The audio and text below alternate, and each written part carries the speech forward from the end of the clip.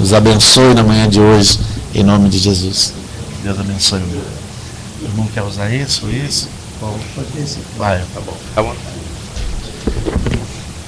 Eu gostaria de convidar que abram comigo suas Bíblias. Capítulo 6, a partir do primeiro versículo da profecia de Isaías. Isaías 6, versículo de 1 a 8. Nós queremos falar esta manhã sobre as 3 visões de Isaías. Isaías, capítulo 6, versículo de 1 a 8.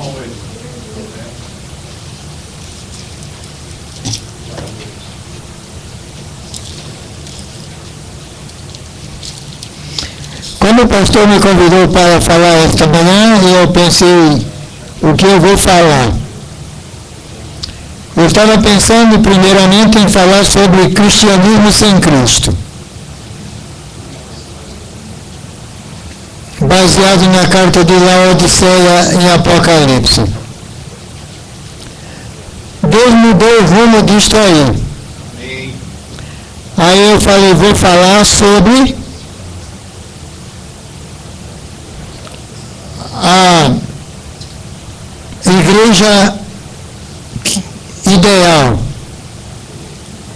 Comecei a orar. Deus mudou também o rumo disto aí. Aí eu pensei, vou falar sobre 3 visões de Isaías. E passei a orar. E Deus confirmou. E aqui estou. Para receber essa bênção de Deus para a minha vida.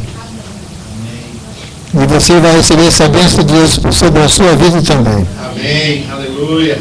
Glória a Deus. Isaías capítulo 6. Eu dou graças a Deus por essa igreja. Amém. Pelo pastor Carlos. Tenho ficado impressionado com o trabalho dessa igreja. Amém. As orações, a presença, a atuação do Espírito de Deus aqui. Amém. Glória a Deus. Em falando em oração, sempre eu digo, Deus apenas não ouve a oração, mas Deus atende a oração. Amém. Aleluia. Eu tenho uma amiga que pertence à Assembleia de Deus, ela se casou com um japonês e se mudou para o Japão e levou meu telefone, meu endereço. A minha esposa não estava em casa naquele dia. 10 horas da manhã, o telefone tocou. Eu atendi e aquela pessoa do outro lado chorava copiosamente. Disse, quem está chorando? Quem quer falar comigo? Ela disse, é Adriana, aqui do Japão. Não tem quem me ajude aqui, pastor. Eu nem lembrei do Senhor. Estou lhe ligando, me ajude, pelo amor de Deus. 15 dias que eu tenho estado procurando me suicidar. Era um desespero terrível, nem faço ideia. Eu disse, minha irmã, Deus não mata ninguém. Deus dá vida. Amém. Satanás é que mata. Ele veio matar, roubar e destruir tudo. Mas vamos orar. Ministrei a oração ali pelo telefone. Quando eu terminei de orar, eu disse, não desligue o telefone agora. Pega sua caneta e um papel. Vou lhe dar uma receita bíblica. Que hora é aí no Japão? Isso aqui é 10 horas da noite. E aqui no Brasil, 10 horas da manhã. todas essas passagens bíblicas agora. E eu vou desligar o telefone. E eu vou ficar de joelho aqui orando meia hora. E eu me ajoelhei e comecei a orar. No outro dia, mesmo orando, o telefone tocou. Era Adriana. Esse pastor, eu dou graças a Deus. Aleluia.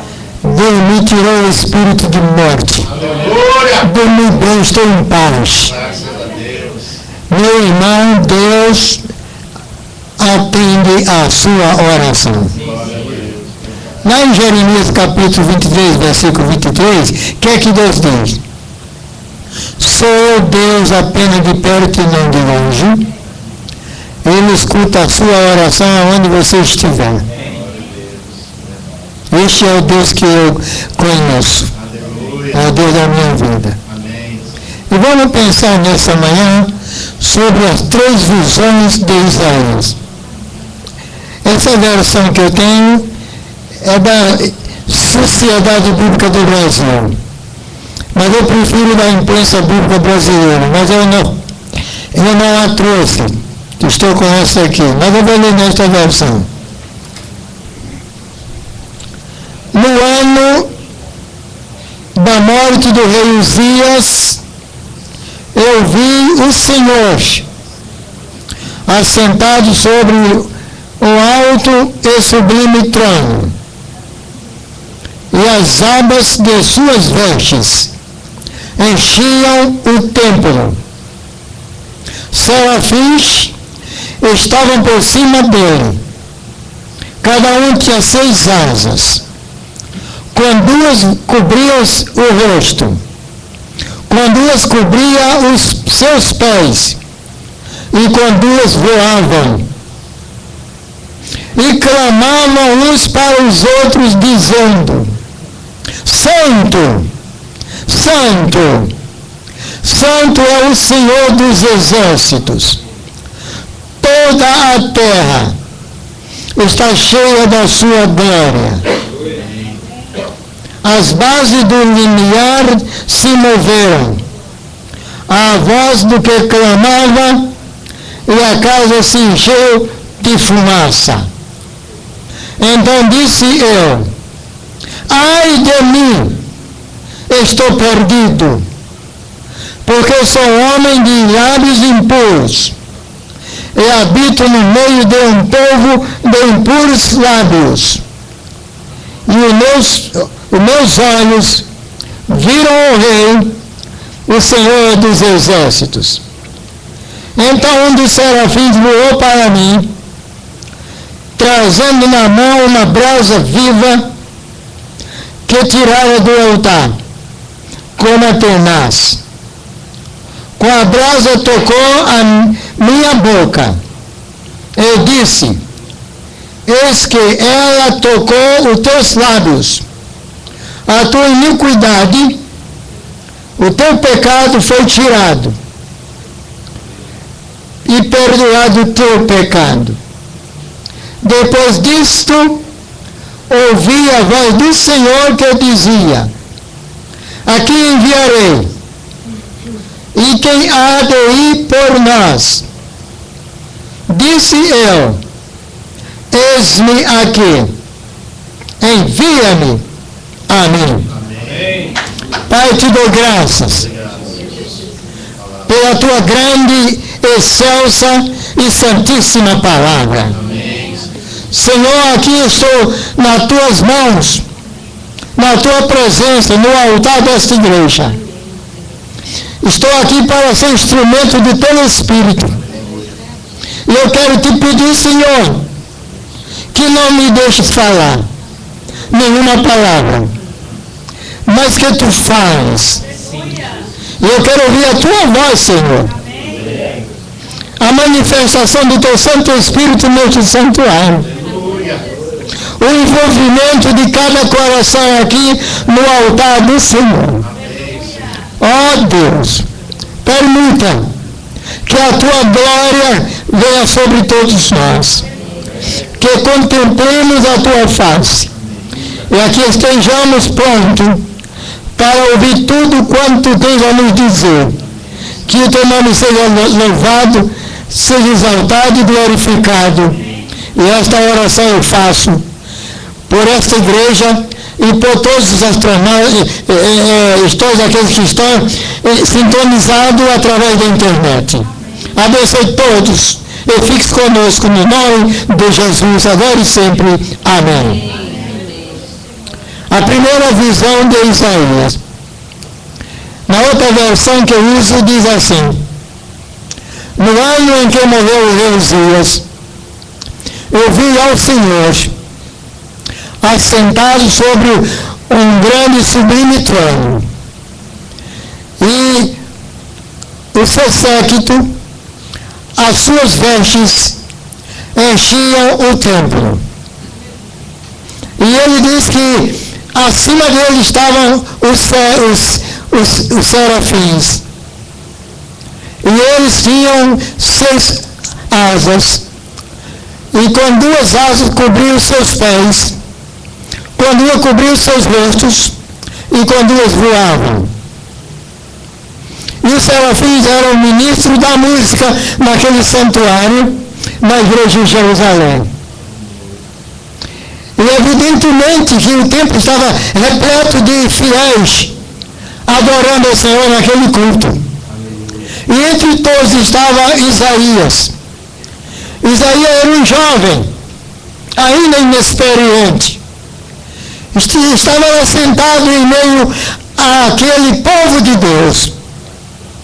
E o que estava acontecendo no santuário, ele estava observando os mínimos detalhes. E ele depois escreve neste livro que tem a sua autoria, profeta Isaías. E ele começa a narrar a primeira visão dele. No ano em que morreu o rei Uzias, eu vi o Senhor. Esta é a primeira visão de Isaías. Ele vê o Senhor.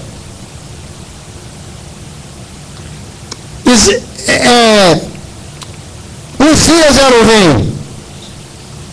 Ele foi fiel a Deus até um determinado tempo, na administração do reino do povo de Israel. Mas teve uma ocasião da sua queda. Teve um momento do seu fracasso. Ele não era sacerdote,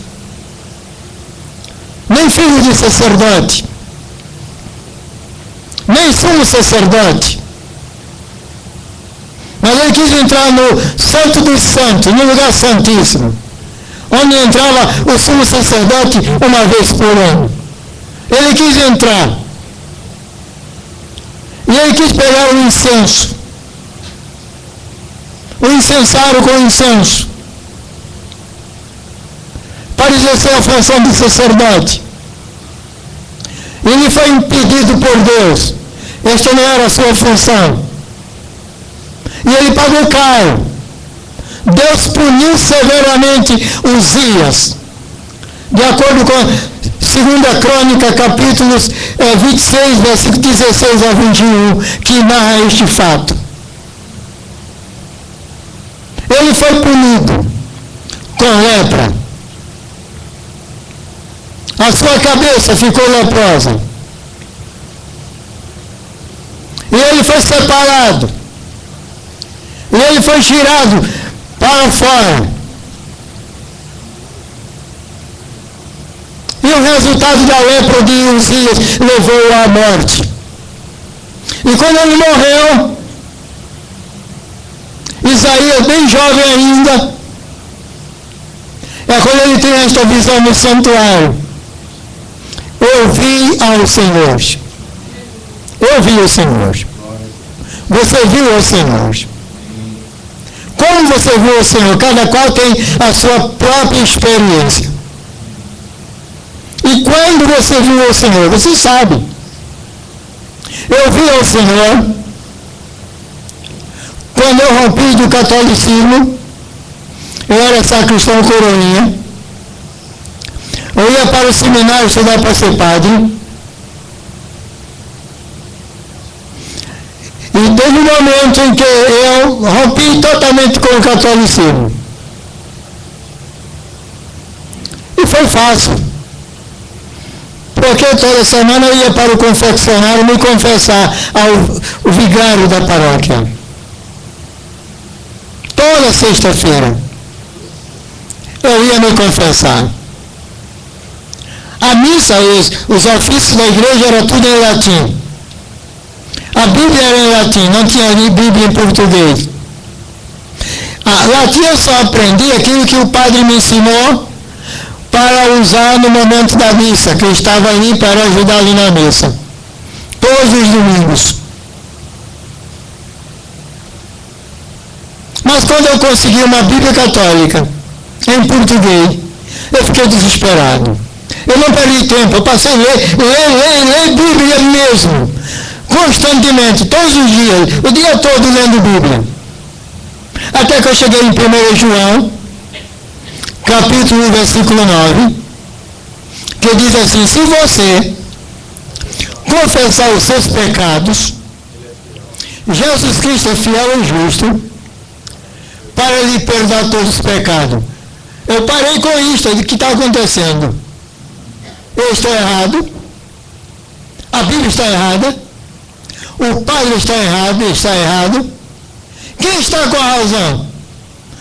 Eu fiquei numa aflição muito grande. Eu corri na casa paroquial, fui falar com o padre Luiz Marques Barbosa. Cheguei lá: padre, por favor, padre, me ajude que eu estou agoniado. O que é, filho? Essa Bíblia aqui. Joga essa Bíblia para lá, essa Bíblia de protestante. Eu digo: não, padre, é a nossa Bíblia, é da nossa igreja. É a Bíblia católica, padre, que eu tenho na minha mão. Como você conseguiu isso? Ele: é o Senhor que me deu. Mas qual é o seu problema? Está aqui, ó. Eu me confesso todas as sextas-feiras ao Senhor.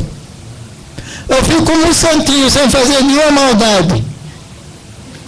De sexta da noite até domingo, quando eu venho para a missa, para receber a hóstia, para estar na Eucaristia.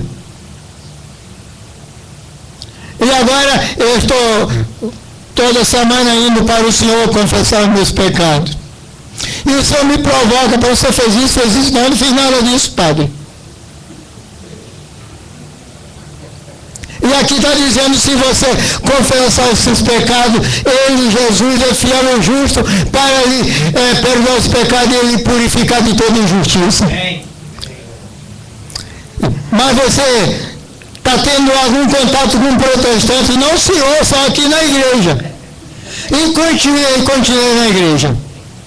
E continuei fiel durante as missas, durante as ladainhas e visitando os enfermos, quando ia com ele para dar extrema-unção, para aquele enfermo morrer. Eu indo para as capelas na zona rural. Eu estava com 12 anos. E naquela ocasião, 12 anos de idade, em junho de 1955. Muitos aqui não eram nem nascidos ainda. Eu também não sou velho, é que eu estou vivendo. Acontece que eu rompi com a Igreja Católica. Cheguei para o padre: você pode me excomungar, me expulsar, eu agora vou para a Igreja dos Protestantes. Deu uma revolução enorme. Meu pai e minha mãe eram líderes na Igreja Católica. E eu fui para a igreja naquela quinta-feira próxima, estava no culto de oração. A minha mãe chegou, abriu a minha cabeça na parede. Muito sangue, muito grito desesperado, muita dor.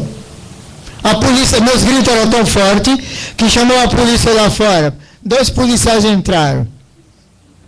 Levaram-me ao hospital e deram ponto e enfaixaram a minha cabeça. E voltei para casa. Mas ficou a guerra em casa, a família, meu pai queria me matar e tantas coisas, ele me espancando, eu indo para o hospital todo quebrado, várias vezes. Não vou contar aqui em detalhe, que vai mais de 1 hora. E terminou que eu fui expulso de casa. Fui morar com o pastor da igreja. Mas foi naquele exato momento quando eu abri o meu coração para Jesus, que eu vi o Senhor. Aleluia. Aleluia. E o Senhor mora aqui no meu coração. Amém. Mora no seu coração, meu irmão. É a sua experiência.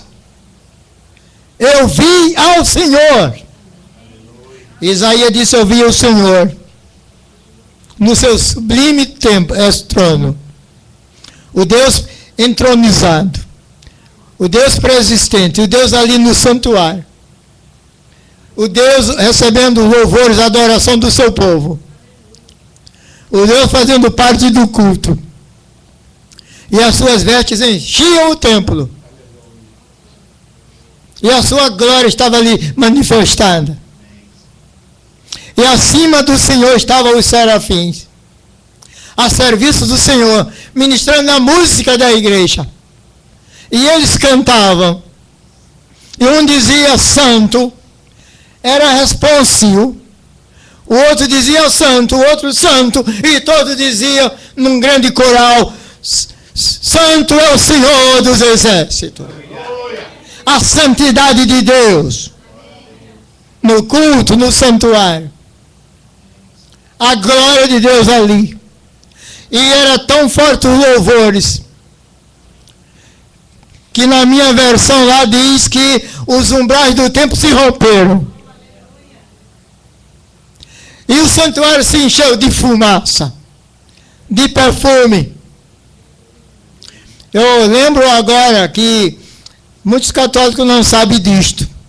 Não sabem nem o que é a missa. Tem um momento do incensário na missa. Eu que preparava aquilo tudo, pegava o incenso, colocava no recipiente, ali acendia com o fósforo, levava para o altar, e no momento de a consagração do Cristo sacramentado, ali no sacrário, aquele é o momento mais importante da missa, é aquilo ali. Que quando o padre pega a hóstia e a consagra, e quando ele pega o incensário da minha mão, e ele sai, e a fumaça sobe, aquilo demonstra, quer dizer na orientação católica, é que aquele gesto do incensário, a fumaça subindo no altar diante dos santos, entre aspas, que ali não tem nenhum santo, que Deus está recebendo louvores, adoração do povo na missa. Quando eu venho descobrir a Bíblia, eu entendo que nós não precisamos de incensário aqui. Porque nós somos o cheiro de Cristo, o perfume de Cristo, o nosso culto, a nossa adoração, os nossos louvores sobe diretamente ao céu. E Deus recebe o nosso louvor, a nossa adoração, a adoração de toda a igreja. É a presença do Senhor, meu irmão. Isaías contempla tudo isto ali. E ele marcou profundamente a sua vida, a sua visão com o Senhor. Mas em meio ao santuário ele cai no desespero. Ele brada de todo o seu coração. Ele grita, ai de mim, que estou perecendo. Estou morrendo. Esta versão diz, estou perdido. Ai de mim, porque eu sou um homem de impuros lábios. E habito no meio de lábios impuros. Aqui está a segunda visão de Isaías. E agora ele descobre a sua situação espiritual. Ele se vê agora por dentro. Como ele se encontra, como ele está diante de Deus. Você pode ter esta visão da sua situação espiritual agora. pode se ver como você está, por dentro e por fora. Os seus pecados. Os meus pecados. E eu só digo uma coisa. Se estamos em pecado, não temos condições de ver a Deus. Porque o nosso pecado encobre o nosso olhar de Deus. Deus é santo.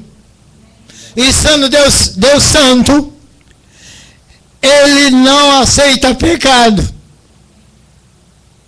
Ele não tem comunhão com o pecado. O pecado quebra, corta o relacionamento com Deus, separa o homem de Deus. Esta é a razão pela qual muitos crentes, eu vejo isso no Brasil, eu não sei aqui. Eu trabalho numa igreja que tem 500 membros. Nós somos 4 pastores lá. A minha área é missões. E além de missões, durante a semana, eu coordeno a visitação da igreja. Eu tenho 27 irmãos comigo, neste ministério da visitação. São 3 tipos de pessoas que eu tenho que visitar com aquele grupo. Os enfermos físicos, nos hospitais, nos lares, é que estão doentes, fisicamente. Outro tipo são os enfermos espirituais, aqueles crentes que não gostam de chegar para servir a Deus na igreja.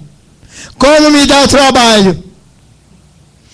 Eu vou 3, 4, 5, até 10 visitas, com a Bíblia orando, insistindo com aquele povo. Não tem solução. Só a misericórdia de Deus. Mas eu tenho outro tipo que eu visito lá, que é o meu ministério. Aqueles que vivem em litígios. Os brigões. Marido contra mulher, mulher contra marido, contra filhos. As guerras familiares nos lares. Esse é o mais problemático. Mas é a minha luta. E temos tido vitória. Amém. Aleluia. Mas eu quero lhe dizer que quando um crente está no pecado, ele não tem condições de estar diante de Deus. A primeira coisa que acontece, isso lá no Brasil eu vejo muito, é a sua fuga do serviço espiritual da igreja. Se afastam. E a gente vai fazer uma sondagem, um levantamento, e descobre que está em pecado. Mas não existe nenhum tipo de pecado que não seja removível. Deus remove. Deus tira. Deus quebra o pecado. E veja que diz lá, o apóstolo Paulo, escrevendo em Romanos 8, 26, ele diz assim: o Espírito Santo ajuda nossas fraquezas. E como nós não sabemos pedir, o mesmo Espírito intercede por nós diante do Pai. É o Espírito Santo que está pronto a nos ajudar nas nossas fraquezas espirituais. Uma outra coisa, você pode abrir a sua Bíblia em Miqueias capítulo 7, versículo 19. 3 coisas tem nesse versículo aí importante. Na minha versão aqui ele diz o seguinte: que Deus tem misericórdia. A segunda coisa que diz que ele pisa os nossos pecados. E a terceira coisa que está nesse versículo, que Deus lança os nossos pecados nas profundezas do mar. Quem pode ler em voz alta, por favor?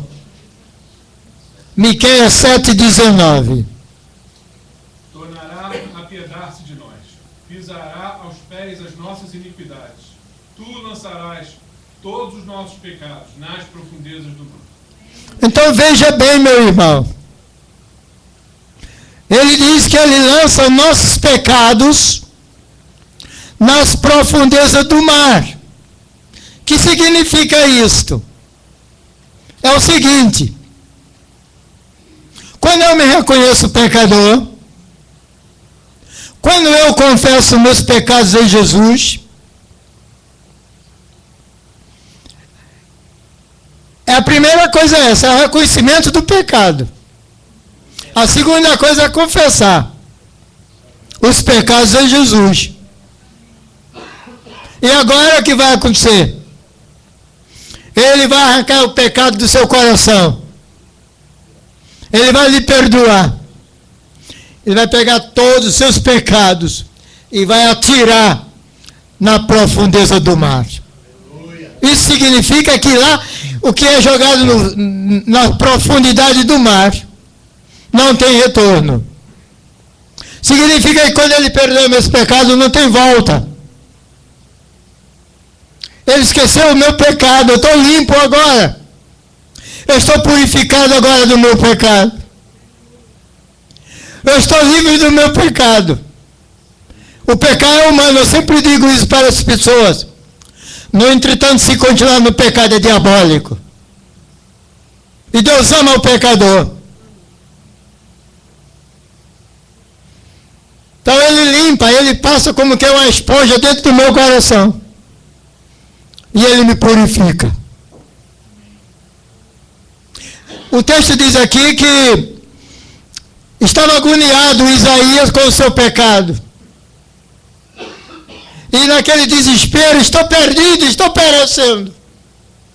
O serafim entrou, saiu dali do seu lugar, tirou uma brasa viva do braseiro, com uma tenaz, veio e tocou com aquela brasa no lábio do Isaías, queimou ali, e disse: você está agora perdoado dos seus pecados, você está limpo, está purificado agora.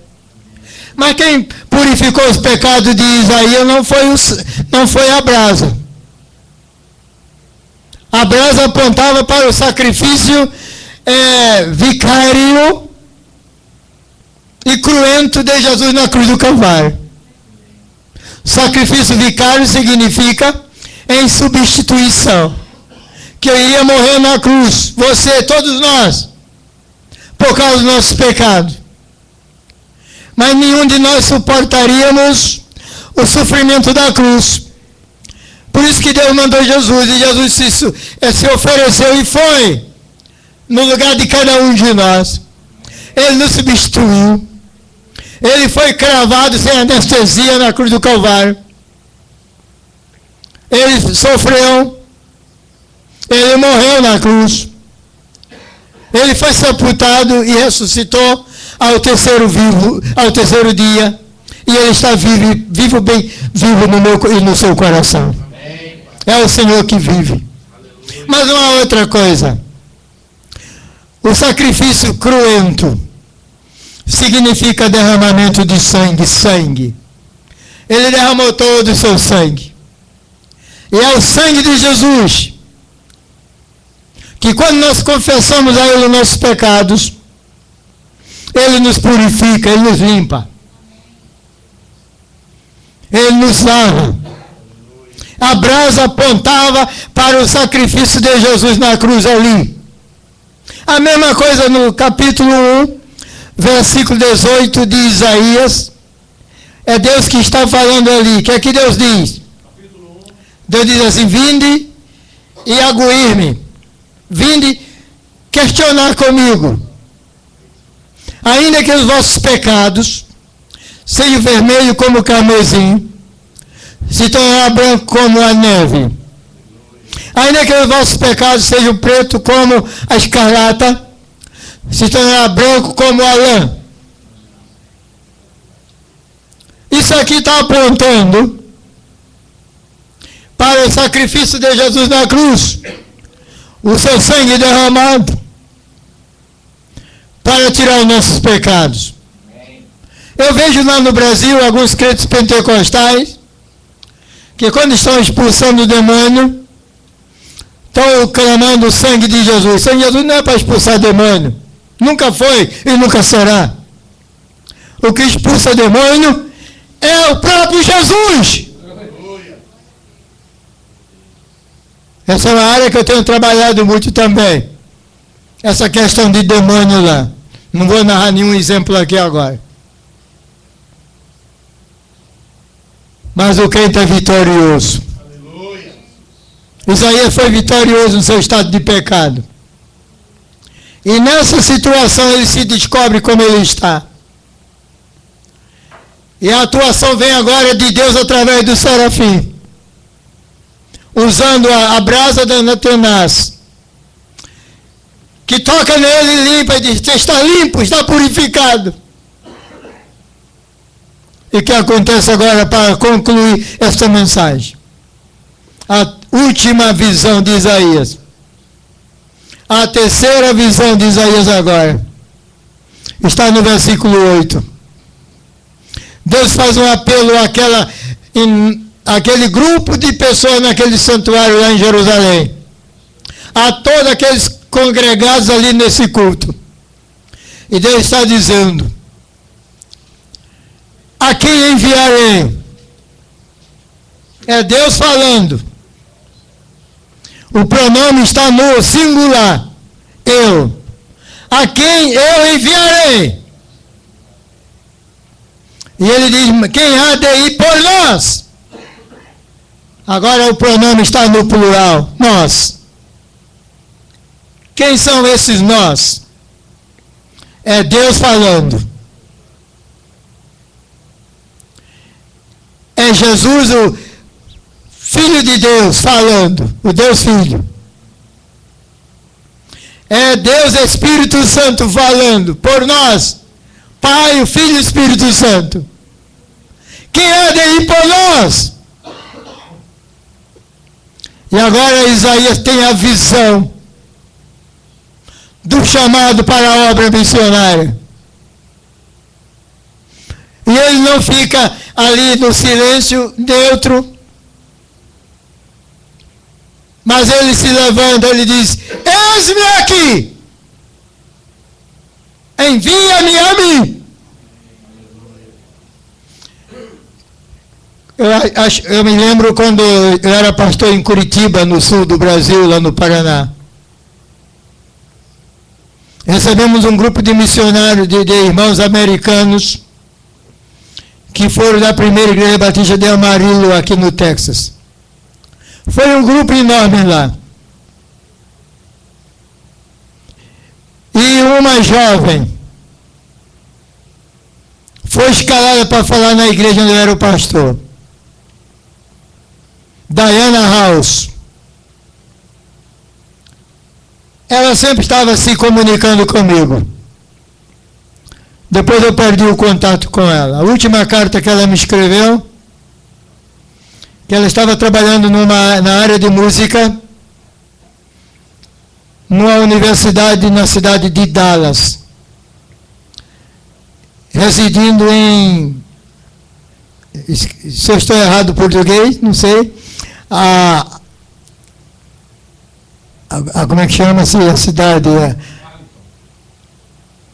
Arlington.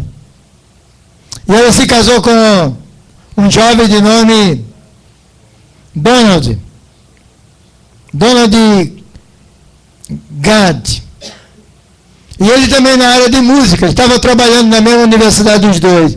Ele fabricando órgão de tubo. Já tentei de várias maneiras manter um contato com ela depois que cheguei aqui, mas não consigo. E essa moça foi lá na minha igreja. Aí ela estava superlotada. E me falaram que o intérprete estaria indo também.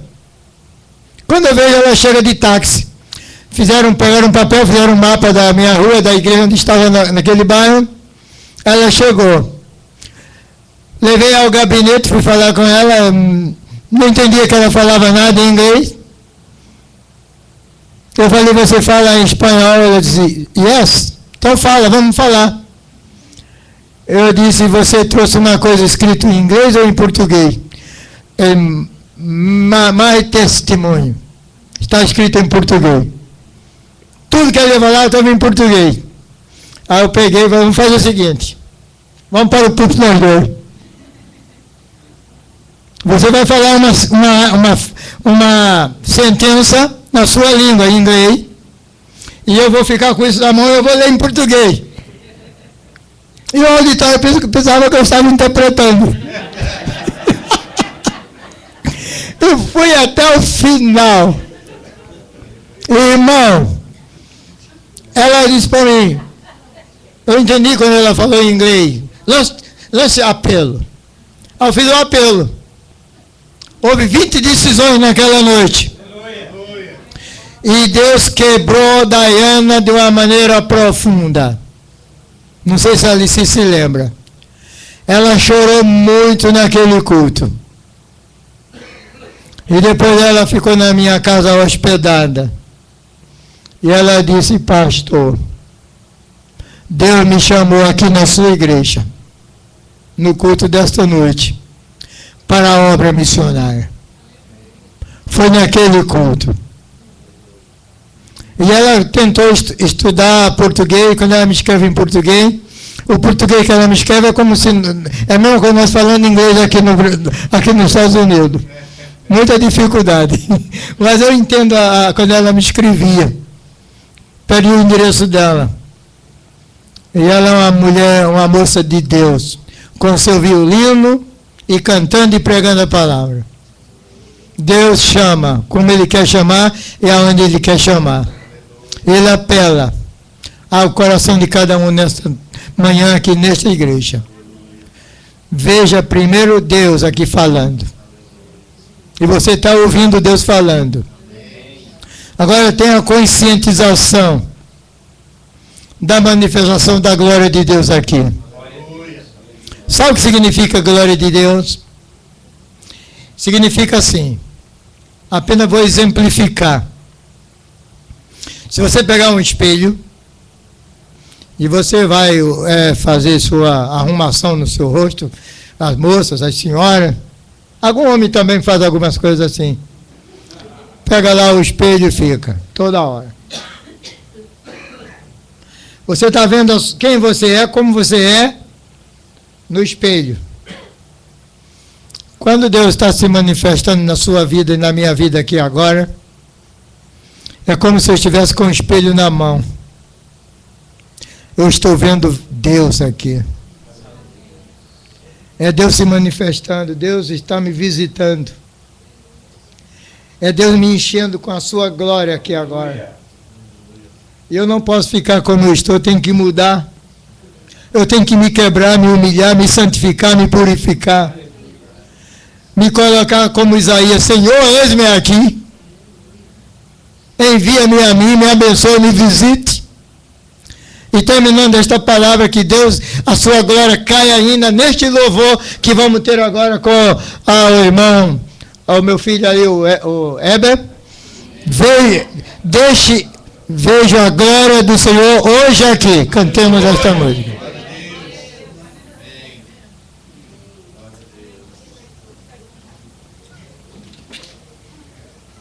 Mas eu queria, enquanto vamos ter essa música, eu quero orar também.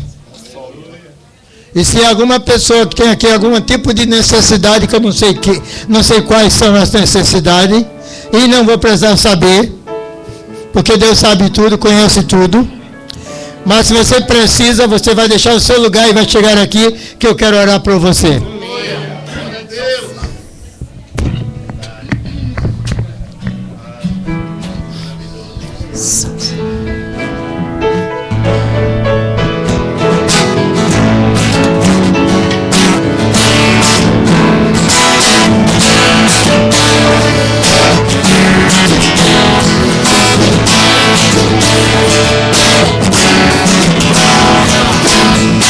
Veja a glória do Senhor hoje aqui. O sua mão, o seu poder sobre mim. Os céus abertos hoje eu vou contemplar o amor descer nesse lugar. Eu vejo a glória do Senhor hoje aqui, a sua mão, o seu poder sobre mim. Os céus abertos hoje eu vou contemplar o amor descer nesse lugar. Eu quero ver agora o seu poder, a tua glória inundando meu ser. Vou levantar as mãos e vou receber, vou louvar o teu nome, pois eu sinto o Senhor me tocar.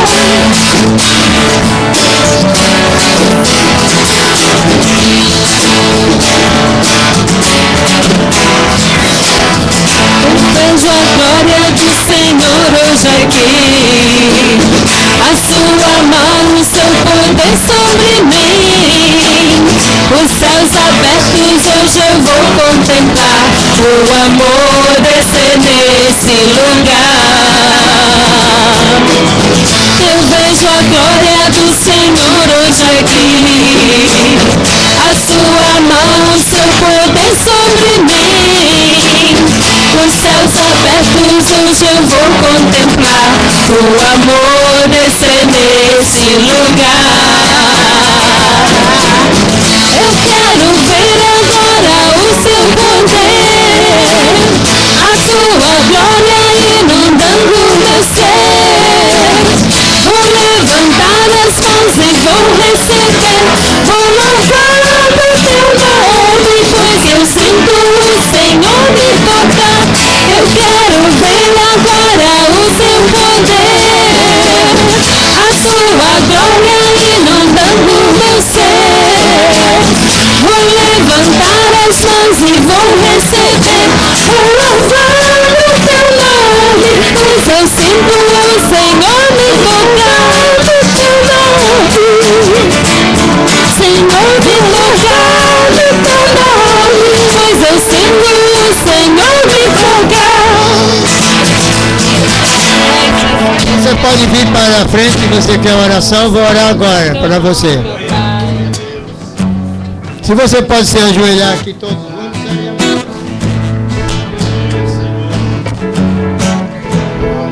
Eu vou orar um pouco agora. Outro dia fui passar numa igreja e tinha mais de 200 pessoas no culto, 3 horas da tarde, culto de libertação.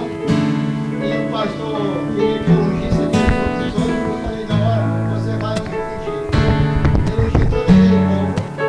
Mas também fizeram uma vida e eu tinha que fazer mais de 200 orações. Eu fiquei super cansado daquele culto. Mas eu vou orar aqui uma oração só. Sabe, visita. Eu não sou nada de especial, só apenas um servo de Deus. Eu estou aqui no nome de Deus para essa oração. Ó Deus, nosso Pai, Senhor dos céus e da terra, Deus glorioso, Deus que ama profundamente cada coração. Meu Pai, eu te dou graças por essa igreja. Eu te dou graças por este culto, Senhor. A maneira simples como tu falaste. E tu falaste numa profundidade muito grande. E aqui estamos, Deus, louvando o teu nome. E aqui estão estes irmãos. Aqui estão estas irmãs. Tu as conheces, tu os conheces. Conheces cada um individualmente. Tu penetras nas profundidades dos corações e dos pensamentos. Senhor da glória, sonda estes corações. Quebra tudo aquilo que impede Deus ter vitória. Ele sai daqui com a vitória nas suas mãos. Lava seus corações no precioso sangue de Jesus. Ó Deus da glória, campa os teus olhos aqui nesta noite. Abençoe cada pai, cada mãe, cada marido, cada esposa aqui nesta hora. Ó Deus, ele sai daqui aquele que se sentir com a bênção pelo tempo. Aleluia. Envolve, Senhor, tuas mãos